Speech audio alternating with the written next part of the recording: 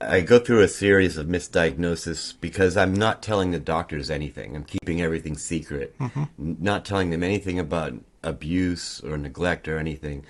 So they just diagnosed me with depression.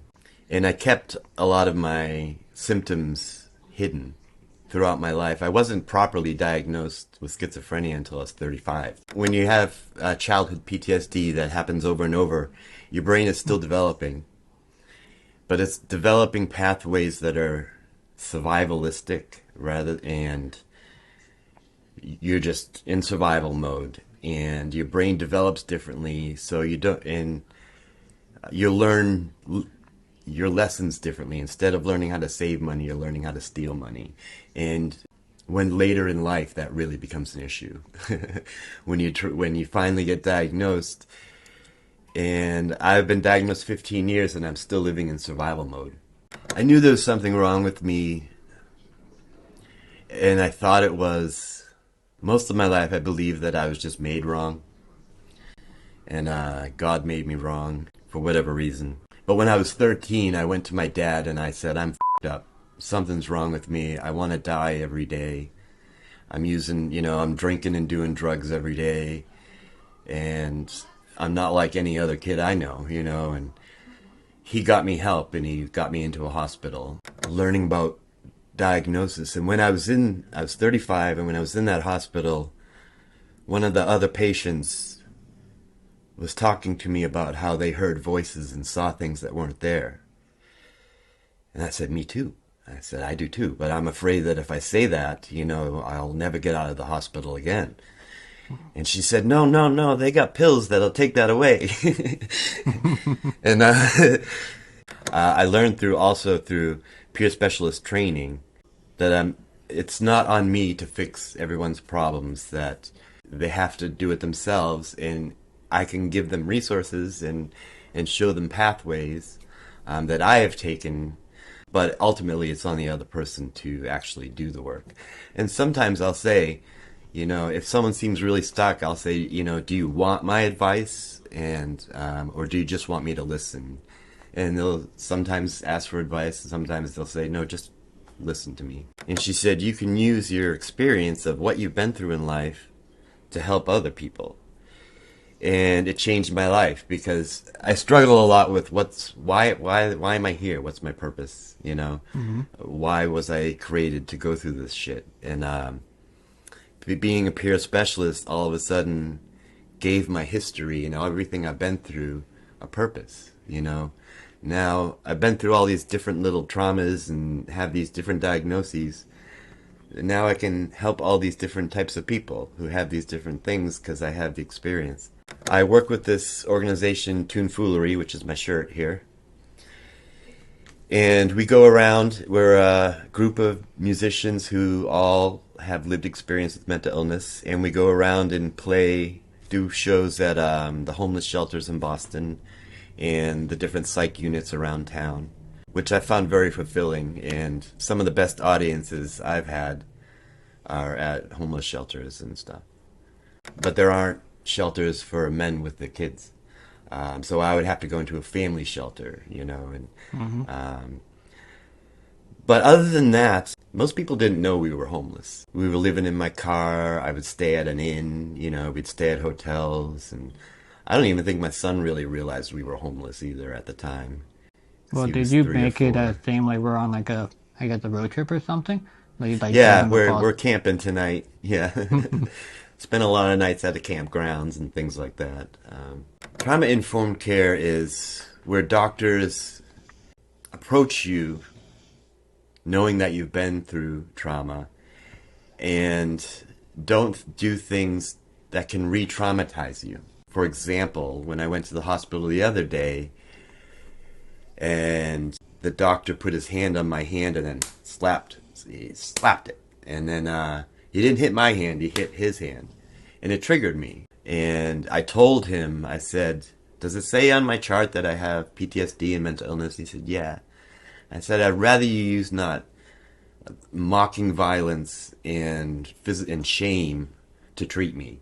But since playing D&D, I'm less scared to talk to people, and I'm more confident in myself if uncomfortable situations arise, because I've worked through those situations in a D&D game with friends. Hello, welcome to my podcast, 2 Mike 1 Geosuits. I'm Geosuits. I'll be giving a mic to Kev. Kev is an active mental health advocate, certified peer support specialist, and member of various mental health organizations in the Boston area. He is dealing with schizophrenia, bipolar 1, childhood PTSD, anxiety, and inattentive ADD. It's fascinating to me how people are able to handle their demons and also a mind fuck. For people who read about it and haven't experienced it themselves, which mental disorder would you like to disappear? Of mine? Ooh. Mm-hmm. If I could choose a disorder, I've never had that question before. Wow. PTSD. CPTSD. I think plays a role in all my other disorders. It makes them all that much harder. So like I mentioned, like you have like bipolar and then you have schizophrenia. So do you think it stemmed from your childhood PTSD and it grew to that, or do you think you have gotten the other mental illnesses along the way? Well, schizophrenia can be picked up genetically, and I think perhaps maybe I did because my psychosis started when I was about 10. But where most people experience their psychosis, in high school or early college. But I was going through a lot of trauma of physical, mental, sexual abuse and neglect at the time. And so it really fed into all that trauma, which developed into my PTSD, really activated my psychosis and my depression and all the other. It kind of all branched off from there. So I think I would rather have not gone through the trauma that I went through. And I see a lot of people who have schizophrenia or bipolar and they get it later in life and they have built a life and they've gone, maybe they're going to school or something and it affects them and they get treatment and they start to recover and it's wonderful. I think having it at a young age, they just didn't know what to do because of the trauma. The trauma wasn't seen until years and years later, but they started popping off diagnoses like crazy,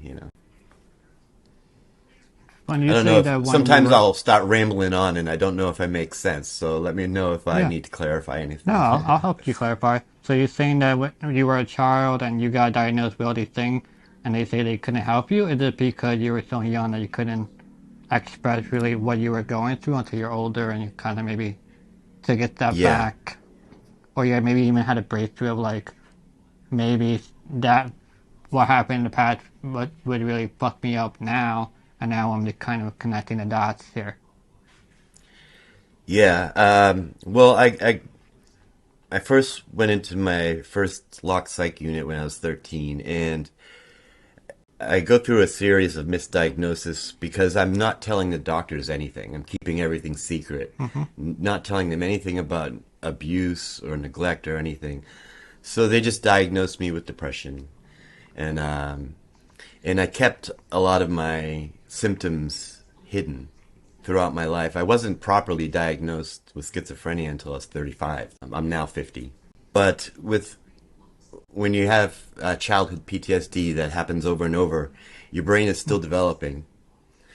But it's developing pathways that are survivalistic and you're just in survival mode. And your brain develops differently, so you learn your lessons differently. Instead of learning how to save money, you're learning how to steal money. And when later in life that really becomes an issue, when you finally get diagnosed, and I've been diagnosed 15 years and I'm still living in survival mode. I wake up and I don't think beyond the day, and I wake up and think, what do I need to do to make it through today? Who do I need to feed? And what money do I need? And it's a constant that stems from CPTSD. Yeah, it's interesting to hear. I can't say I've been through some trauma, but not as severe as you have. So, like, did you know growing up that there was really something wrong, or do you think it was just a normal thing and that's why you never really expressed it or was it more of a fear thing that you didn't want any backlash? I knew there was something wrong with me, and I thought it was. Most of my life, I believed that I was just made wrong, and God made me wrong, and for whatever reason. And but when I was 13, I went to my dad and I said, "I'm fucked up. Something's wrong with me. I want to die every day. I'm drinking and doing drugs every day, and I'm not like any other kid I know, and he got me help and he got me into a hospital. But at that time, a lot of my abuse was I had blocked it in my memory banks. So when the doctors would often ask me if I was abused at home and things, and I would say, no, absolutely not, and so I knew as a kid that I was really fucked up, and I related to music and things and people who were crazy, I listened to a lot of Pink Floyd and Syd Barrett and different artists who were really kind of out there, and so yeah, I told my dad at 13, my brain is not right, something's wrong, and it needs to be fixed. I mean, kudos to your dad for listening to you and also actually doing something to really help you. Yeah, he was a great guy. Most people would be like, like we can kind of go into the men thing, like, oh no, shouldn't like express yourself, be a man, just fight through it, not knowing. But kudos to him for trying to actually help you and actually see that it was something different. And then also kudos to you for like actually telling yourself and your dad like, hey, I'm fucked up, like something isn't right. Like that's crazy to have that awareness at such a young age. So let's fast forward a little bit. So you say you were diagnosed 15 years ago. So like, what happened to where you were like diagnosed properly? Sure. Did you just like connect the dots at that point, Um, or like no, maybe? it was a pretty long road. As a teenager, my dad passed away when I was 16, just turning 17, and Sorry about that. and my symptoms went out of control. I became a danger to others, and I had to leave the home, and I was homeless for a long time. So I went in and out of homelessness. I even joined the army for a while for a place to, eat and sleep. Flash forward, I'm 35 years old, and I'm living in Alaska. I'm a single dad of a 3-year-old, full custody. And I'm working for cash under the table. Me and my son are in and out of shelters because I can't hold a job, and my symptoms are high. I'm stealing food for me and my son on a weekly basis from the supermarkets, and I got caught and arrested. And the courts up there, they saw that something was not right with me mentally.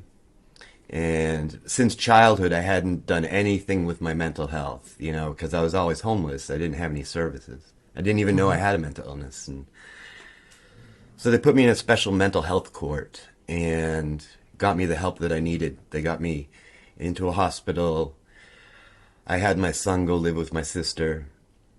And I spent a year in hospitals and on probation learning about diagnosis. And I was 35, and when I was in that hospital, one of the other patients was talking to me about how they heard voices and saw things that weren't there. And I said, me too. I said, I do too, but I'm afraid that if I say that, I'll never get out of the hospital again. And she said, no, they got pills that'll take that away. And so I started to open up about my symptoms and what they really were and get a correct diagnosis. I moved back home to Boston where my son was and my family was, and just went into day treatment. And, from there, and started learning about my illness, finding the right meds that will work for me. That takes a long time, And I just made the I don't know where to go from there. It can be a weird sentence to say without context, but thank goodness you got arrested, because if you never got arrested, who knew where you would be? Exactly. Yeah, I probably wouldn't be alive. Yeah. Yeah, I've had suicide attempts in my past. I'm grateful for every single day that I have. I also have heart disease. I've had heart attacks in the past. And my dad, he died when he was 55 from heart disease. Oh my And God. so I feel my mortality every day, like the sense of urgency to do something with my life every single day. Yeah, And I I'll just add to that.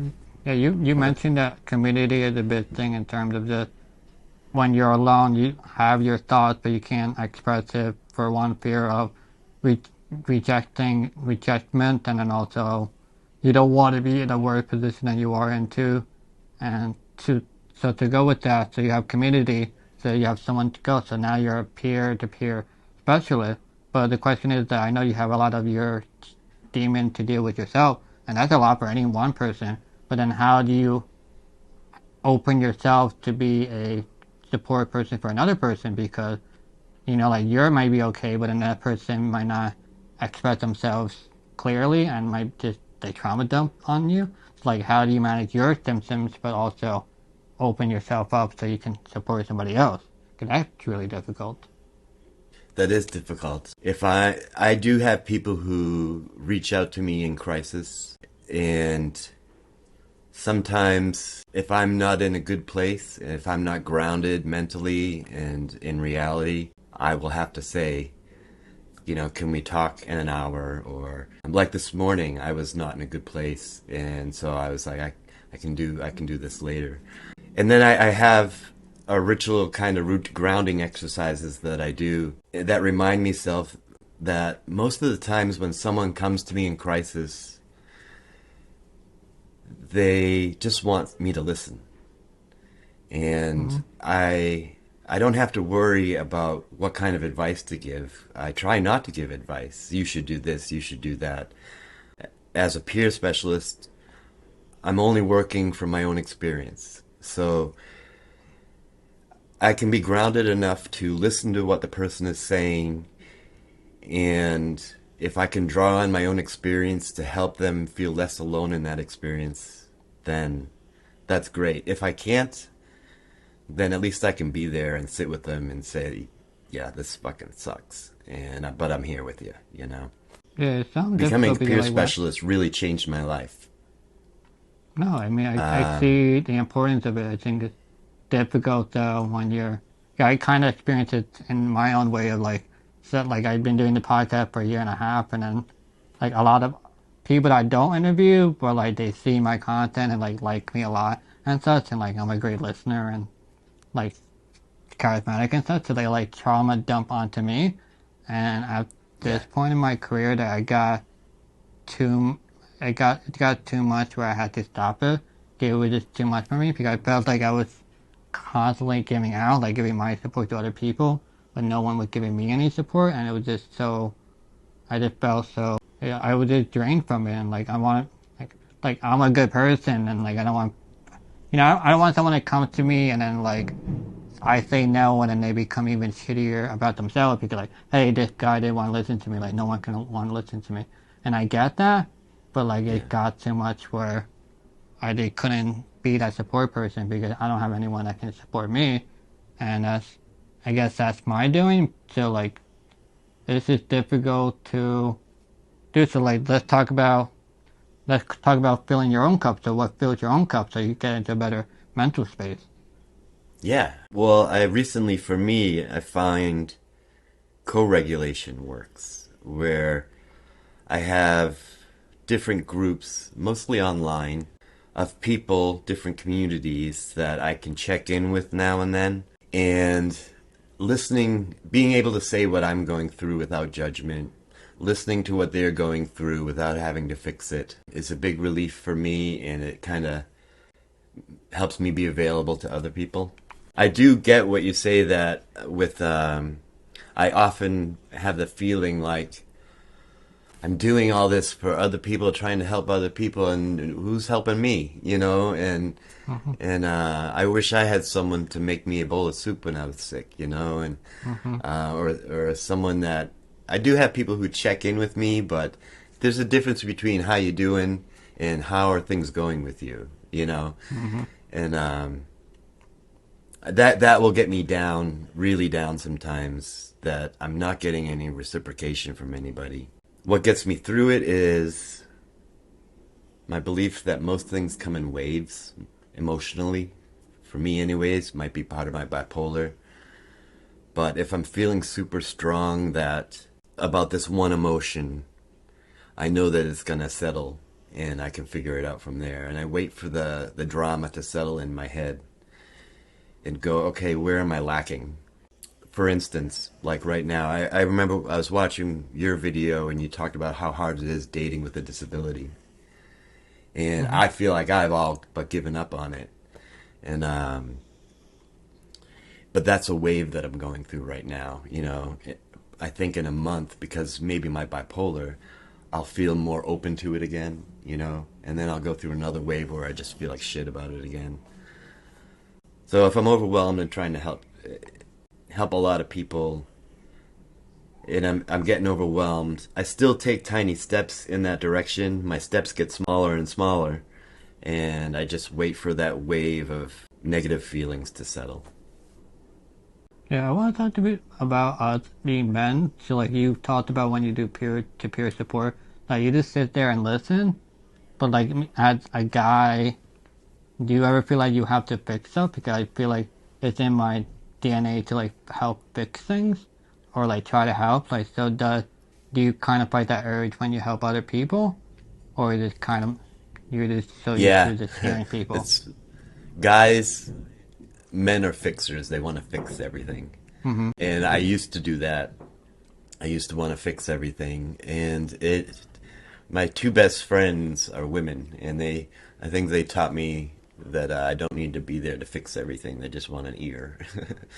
I learned through peer specialist training that it's not on me to fix everyone's problems, that they have to do it themselves, and I can give them resources and show them pathways that I have taken, but ultimately it's on the other person to actually do the work. And sometimes I'll say, if someone seems really stuck, I'll say, do you want my advice, and or do you just want me to listen? And they'll sometimes ask for advice, and sometimes they'll say, no, just listen to me. And that's get frustrating sometimes when there is a solution and they just don't like either they hear you and don't follow it, or they just don't do anything. It's really frustrating sometimes. Yeah. Like I that's I found professional peer work overwhelming. I when I first got certified, I went to work full time with a mental health agency, and I had a caseload of people that I would visit, on a daily basis, and all of their issues and all of their problems, and it was too overwhelming for me, and I had to leave the job. yeah. I definitely feel you that it is really difficult to have. Like it's okay to like if you have a friend that wants to like help support, but when you have like a actually at a job, and it's like you're going into work kind of getting worse and worse over time, and it's a really difficult job. Like kudos to anyone that actually go to that job and stay there, because I don't think a lot of people last a very long time. That they can. It's Yeah, impossible. I think it's a It's burnout job. Yeah. it's Although I've yeah. known some people that I went to training with who are still out there doing it, so they must have found some balance within their own life that they're able to do it, because they're still out there doing a great job. So Yeah, I mean, I wonder if it's part of a thing to make them feel better that they're helping others with their story, because yeah, it is really difficult to do, and like you want to help. Well, I think the other frustrating part is that it's just me like doing all these episodes is that I can listen and I can't help them, and that I think that's the worst part of sometimes is that you didn't. Sometimes there is like some maybe a solution, but sometimes there's really no way to help them in any way. I just have to like I guess just hold their hand and just go forward because I think that's the most frustrating part of helping someone that sometimes they can't help at all and yeah, no right words or anything will help them either, and it's so that's really frustrating. It's like difficult to like sometimes sleep at night. yeah, I think a lot of mental health recovery, anyways, is self determination. you have to be determined to work on it every day, and or whatever works for you. It might be 3 times a week. And so that can be very frustrating. Becoming a peer specialist, my sister's daughter, my niece, she's a social worker, and I was a few years into my diagnosis, and she told me about peer specialists, and I didn't know what that was. And she said, you can use your experience of what you've been through in life to help other people. And it changed my life, because I struggle a lot with why am I here? What's my purpose? Mm-hmm. Why was I created to go through this shit? And being a peer specialist all of a sudden gave my history and everything I've been through a purpose. Now I've been through all these different little traumas and have these different diagnoses. And now I can help all these different types of people who have these different things, because I have the experience and I've been through it. So that's what keeps me going, is my sense of purpose. Because if I'm not here helping people, what am I doing? What's the point? Well, we're gonna switch gears a little bit. So, I see that in the background you have guitars. So, I know you're a musician and you like to go and do shows a couple of times a month, depending on your health. So, is music like a hobby to you? Is it something that has helped you recover? Is it just a job? What is music to you? I learned to play guitar in my first psych unit when I was 13. And my brother taught me a little bit, and one of the counselors taught me, and I started writing songs. And I started performing right away. I learned 3 chords, and the next week I was at the basement of the local church playing these songs about this depressed 13, 14-year-old kid. And I found it was a way that I could express what I was going through in an abstract way, and people were listening. So that's how it developed. Later in life, it became how I ate. I was homeless, I was living on the streets, and I was playing guitar to make money. And then in my recovery, I've used it to help me work through my trauma, writing songs about things that are too difficult for me to think and talk about, but I can write a song about the subject that would help me dive into that trauma. But I also do it professionally, where I have an album out. It's on Spotify and those streaming platforms. And I work with this organization, Tomfoolery, which is my shirt here. And we go around. We're a group of musicians who all have lived experience with mental illness. And we go around and do shows at the homeless shelters in Boston and the different psych units around town, which I found very fulfilling. And some of the best audiences I've had are at homeless shelters and stuff. So music is a part of my everyday. Lately, because of my pain, I haven't been able to play very much, which has been difficult. Yeah, of it's course. a daily thing for me. You gotta be in the... But I can also... I can't physically play instruments, so I don't really know. I played a recorder when I was really young, but I don't think that really counts. But, I know, sometimes you enter a different, I don't know, the word, a different being, I guess, when you start performing. You get the energy from the crowd, and, you're getting into the mode, and, you just forget about everything else. I think it's, therapeutic to a lot of musicians, just, like you mentioned before, just able to write what you're feeling, maybe not in the most clear way, but somehow it makes sense in a song, and, you sing it, and people listen to it. I found it funny when you say that homeless people are the best audience, because, I don't know, just...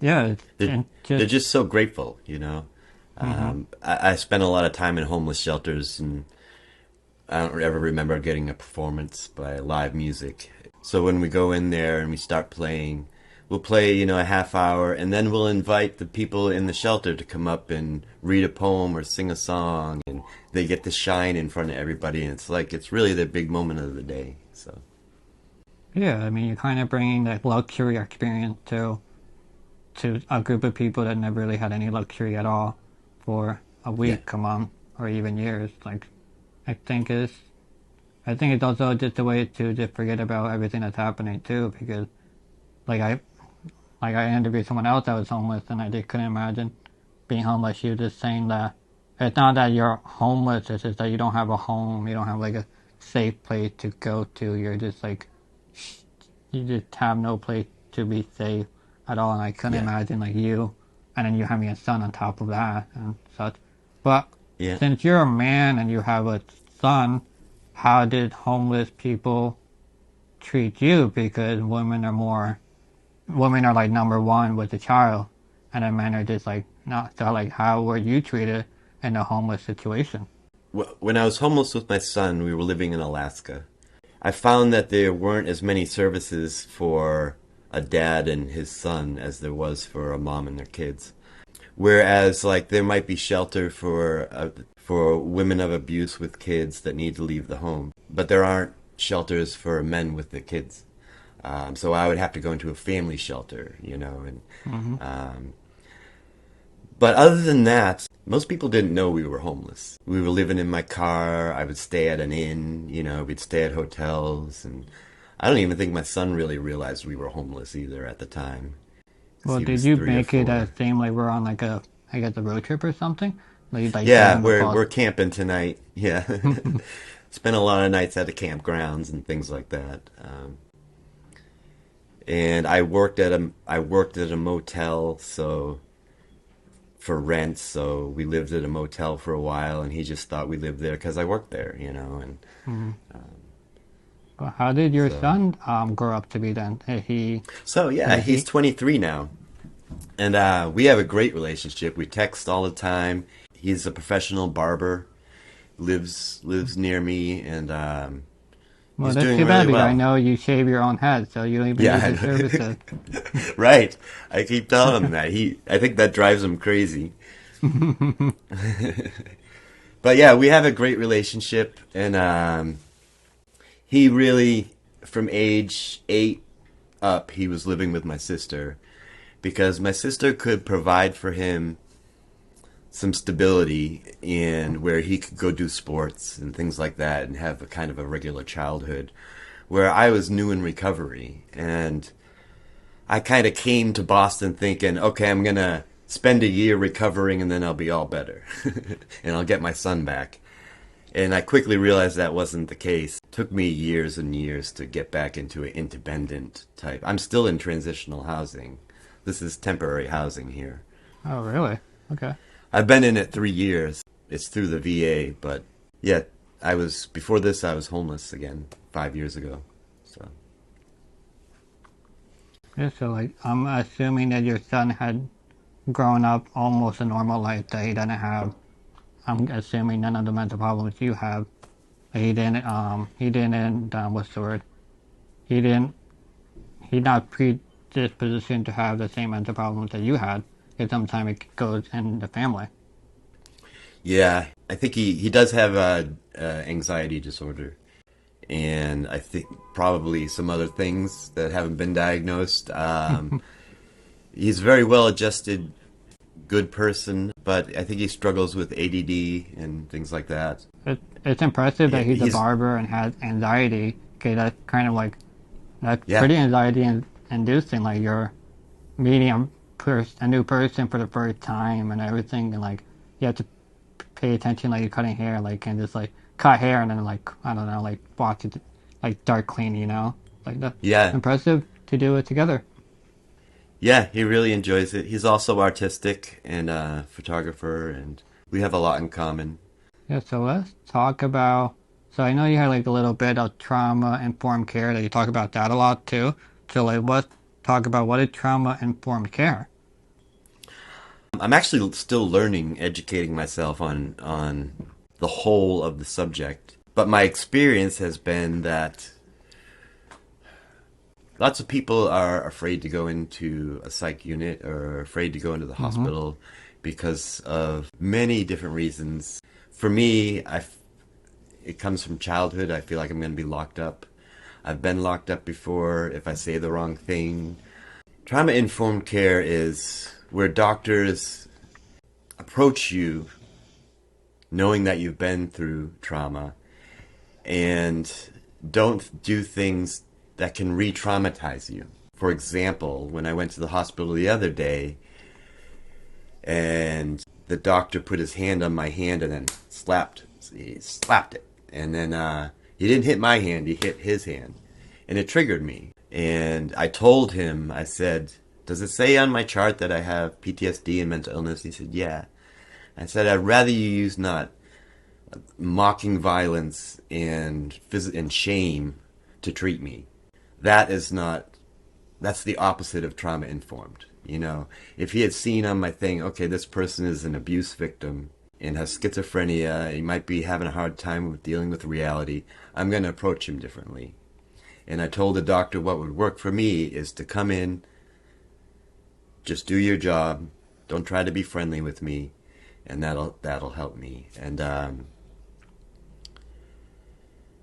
trauma-informed care is kind of a new concept. Most hospitals, doctors don't know what you're talking about when you bring it up. I found that my local hospital, what they are doing, and other hospitals do, is if you have a mental illness or some sort of condition that you want doctors to know when they first see you, if they don't know you, you can file a plan so that says everything that you need. You know, if you're dealing with anxiety, then please don't tell me it's going to be 10 minutes when it's really going to be an hour. You know, things like that will help me. So hospitals will keep a chart that'll keep your custom things that will work for you and what won't work for you. So that way, when you want to go into the ER but you're too scared, you know that at least they have this information. Yeah, I mean, I'm also thinking like now, what's getting really popular are the wristbands too that you can wear. Yeah, Like it's a lot like that. EMT will just look at it quickly. I know like it came out like a couple years ago, and I knew a lot of people wouldn't look at it. They'd just go in and like just try to fix you or have you well enough like till you go to the hospital. And now I don't know if it's like a law passed or something like that, but like now it's like if you wear a wristband, you always look for something on your wrist to see if there's anything that could help you. So I think that would have helped a lot too. Like I'm not really familiar with the trauma informed care, so I'm learning a lot with you. So like you use that example. So what is something that a doctor had done to you that you wouldn't want to be done to you due to your experiences? Well, like the other day when I was in there and he slapped me to tell me that I shouldn't be smoking. And other things are leaving you in a room without a clock for hours. Someone with anxiety and someone who's been locked up, that's going to re-traumatize them. It's going to put them back into that child that was locked up again, and they're just going to sit there scared and shaking for hours. It's kind of hard for me to think there's so many things. A lot of people who deal with depression, mental illness, and I used to have this fear, they're afraid that if they say the wrong thing, they're going to get locked up. Because they'll always ask you, do you feel like you're going to harm yourself or you harm someone else, you know? You can't be honest with that question, because if I'm feeling suicidal ideation, I would love to kill myself right now. I'm not going to. That's all I'm thinking about. But I can't be honest about that because you're going to lock me up if I say that. So I can't get help with that. But someone who's trauma-informed will be able to listen to someone say, I have suicidal ideation, but I'm not going to kill myself, and be able to work from there. So it sounds like when you're saying that the questionnaire they have seems a little outdated, that it needs to be more specific to what it is. Like it can't be like it's too black and white. It needs to be more in the gray area too. So like we're talking about the suicidal thing. Like you may have suicidal thoughts, but that doesn't mean you're actually gonna want to kill yourself. So it could be like a two-parter question. So like maybe it'd be like, let's say you have suicidal ideation. So that would be yeah, but are you actually gonna do it? And you would say no. So it could be like we know that we're not gonna lock you out, but we're gonna keep an eye on you just in case. Of the way you answered it. But I do understand that it is, you wouldn't want to answer it because you wouldn't want to be locked up, and that might affect you a lot in terms of recovery and such. And yeah, it is really difficult. But it's also that you're in a weak, vulnerable state too. So sometimes you can't make the right decision in a high pressurized situation. It also ties into medical trauma too. So like I know that's a big term that's coming up too, that I've been seeing a lot in the past like 2 years.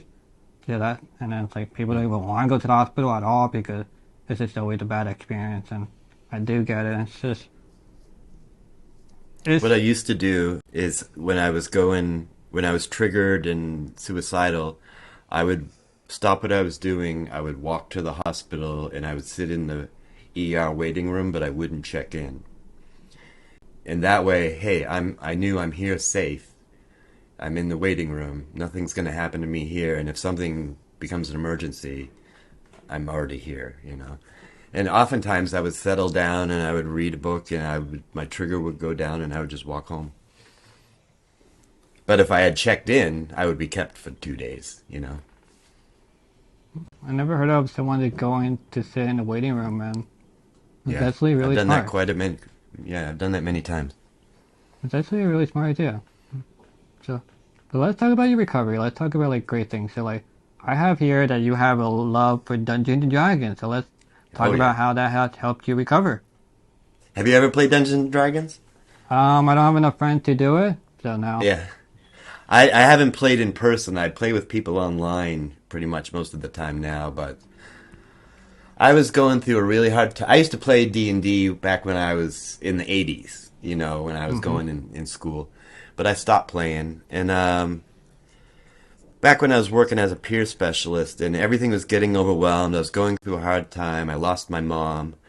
I started watching this TV show called Critical Role, which is a group of best friends who get together, and they're all voice actors and improv comedians.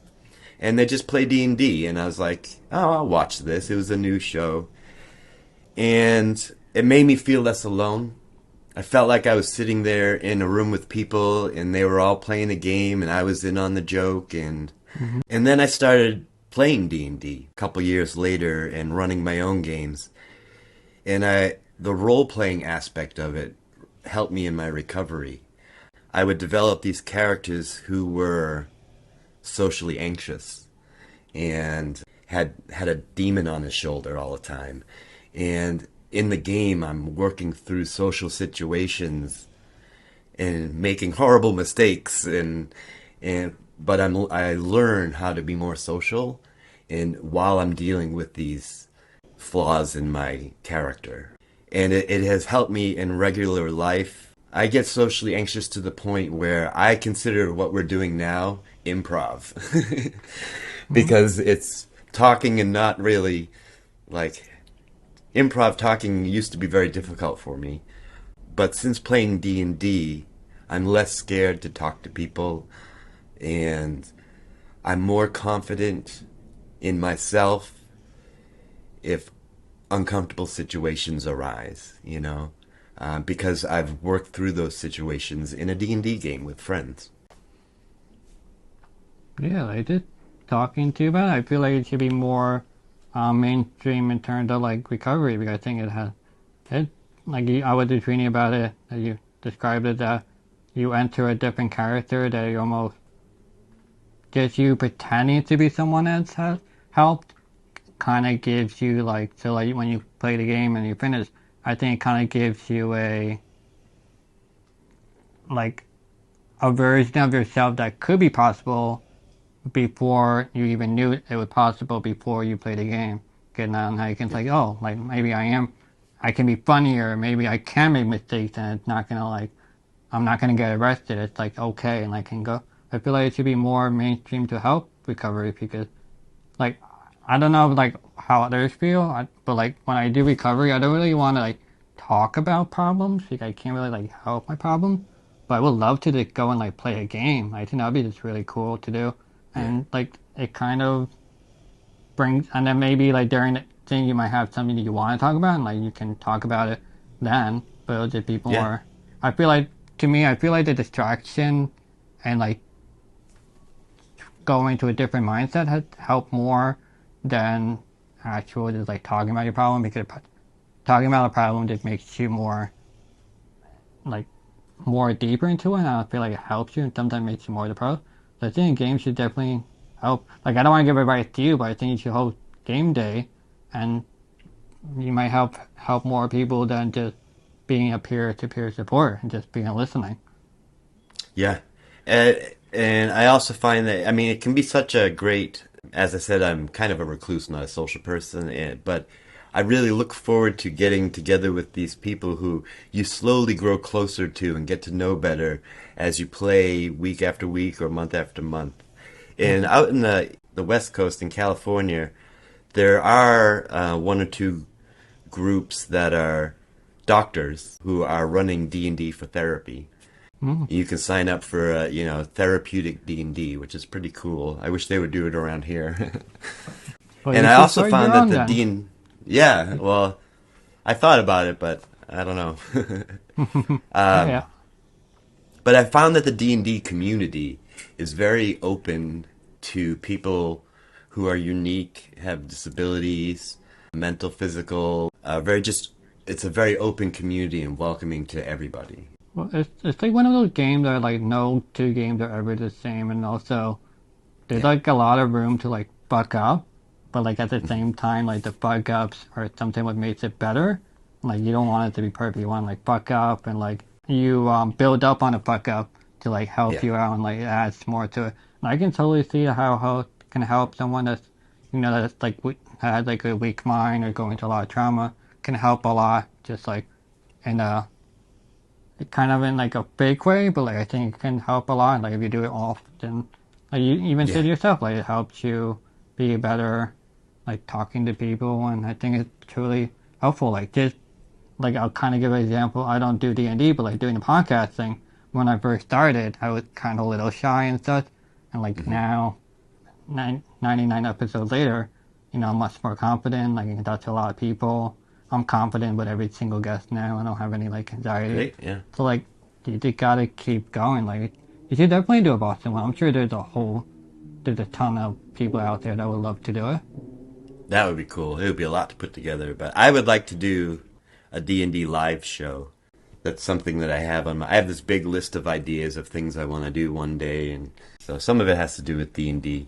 I I, think there's a lot of laughter that happens with D&D, and a lot of the mhm. laughter comes from those fuck ups, those moments where you just totally mess everything up, and it's great because you all get to laugh about it and stuff, and then Mhm. move on and fix the problem. And yeah, But wouldn't D&D be less anxiety inducing than like playing in front of a live crowd? Because if you like buck up and like with a guitar, everyone notices it, but in a D&D, people might notice, but like it's okay. With a guitar, people notice and like once you have like if you're on a good streak and you have a bad like note yeah. or like you kind of like you lose your confidence. So like do you feel playing a guitar is Um, easier than D&D? I love being on stage, so I think most D&D players would not want to be on stage. Most D&D Okay. players that I've found have some level of social anxiety that they're like, hell no, I don't want to be on stage. But I've Yeah. been on stage my whole life, so I just love doing things on stage, and Ah, that's where I okay. feel like I'm my best self. Yeah. Yeah, I mean, you'd be the perfect guy to like be the host of it. I can see it. Like, Yeah. I think it'll I mean, happen someday. yeah, you live in Boston, so I'm sure there's at least one other person that would love to do it. Like, Right. yeah, I fully support you. Have, if you do something, like let me know, and I'll share it on my social media feeds and help you get Yeah. members out. That'd be great. Yeah. Yeah. So before I take the mic away from you, is there anything you want to say? Promote any words of wisdom, the winning lottery numbers? The mic is all yours. Yeah. My goal is I have three goals, and one is just to inspire people. Every time I've had my suicidal ideations or attempts, it's because I run out of hope, and I'm not inspired. So I hope that the life that I'm trying to live inspires other people to have their own self determination to get better. I also want to show that a lot of mental health world focuses on stabilization. You need to get stable and remain stable. And I found that there is a life beyond stabilization. There's more fulfillment in life just beyond mere stabilization. I'm trying to achieve that, and I hope that by achieving that, it will inspire other people to look beyond stabilization. And then my third thing I'm trying to do is just show you people that they're not alone in the different things that they go through. I used to think that I used to call myself terminally unique, which means I'm so unique that it's gonna kill me, you know. And I found that I'm not. You know, a lot of people go through what I've been going through. I have a YouTube channel and I vlog about how I do things and how I get through the day. I feel like for me, it's easier for me to show what I'm doing than to do a video on this topic and do a video on that topic. So I vlog about it every week, and I also put my music up on my channel that I mostly write about my life, and I hope it inspires people too. Yeah, so thank you so much, Kev, for giving me your time and expertise. Thank you everyone for listening and watching, and I'll see everyone next time. Bye-bye.